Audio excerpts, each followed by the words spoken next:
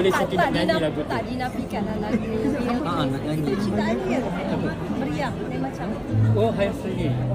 Hair punya kan? Dia tu memang bahaya lah. Asyik main je tinggi kan.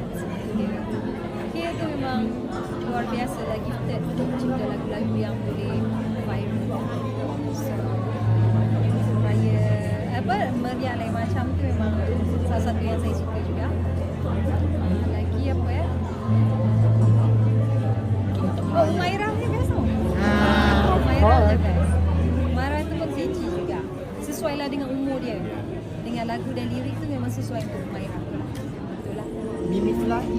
Mimi Fly pun not bad. Untuk generasi Serumpun. kan. Serumpun not bad sebenarnya. Bila kita dengar lama-lama dia akan melekat lah. Nanti kan dia sebenarnya ada Melayu dia situ. Cuma dia punya instrumen yang dia mainkan tu lebih kepada music yang lebih moden. Dia pakai sound elektrik kan. So, dia dengar macam dance music kan. Tapi sebenarnya kalau kita tukar je, masuk je gendang apa rebana ke apa, memang je tradisional. Tahniah lah.